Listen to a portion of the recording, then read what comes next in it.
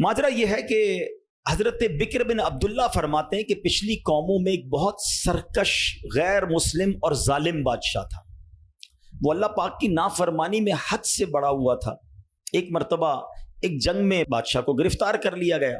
اب اتنا ظالم تھا کہ جنہوں نے گرفتار کیا تھا انہوں نے کہا اب اس ظالم بادشاہ کو تو تڑپا تڑپا کے مارنا ہے. طے یہ پایا کہ اس کو ایسا کرو کہ تانبے کی ایک دیگ میں ڈالتے ہیں اور اس کو اونچی جگہ پر لٹکاتے ہیں اور نیچے آگ جلاتے ہیں تاکہ یہ جل بھون کر مر جائے.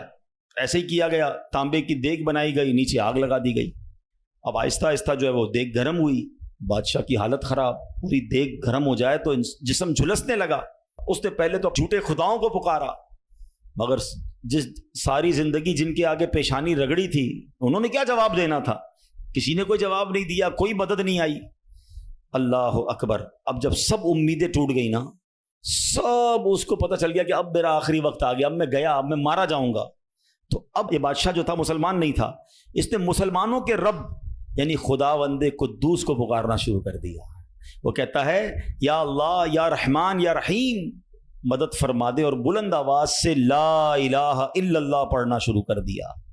اب بادشاہ نے اس مشکل گھڑی میں اللہ سے توبہ بھی کی کہ اللہ مجھے معاف کر دے اور بس مجھے بچا لے, اب میں تیری عبادت کروں گا, اب تک جو کیا مجھے معاف کر دے. بلند آواز سے لا الہ الا اللہ. اس دیگ میں بیٹھا ہوا ہے, نیچے آگ لگی ہوئی ہے.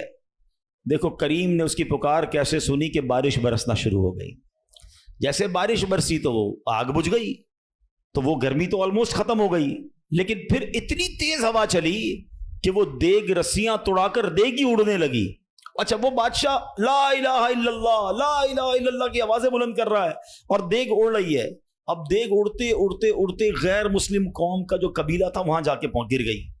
اب جب وہاں گئی تو لوگ حیران کہ یہ کیسی دیگ ہے جو اڑتے ہوئے آ رہی ہے, اور اس میں ایک بندہ بیٹھا ہوا ہے وہ لا الہ الا اللہ لا الہ الا اللہ پڑھ رہا ہے.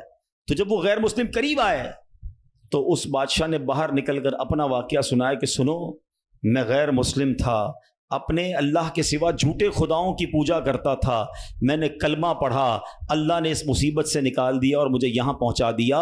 پورا گاؤں کلمہ پڑھ کر مسلمان ہو گیا. اللہ کی جو نا قدرت کے نظارے ہیں. اللہ ایسے نکالتا ہے بندے کو کہ سمجھ بھی نہیں آتی.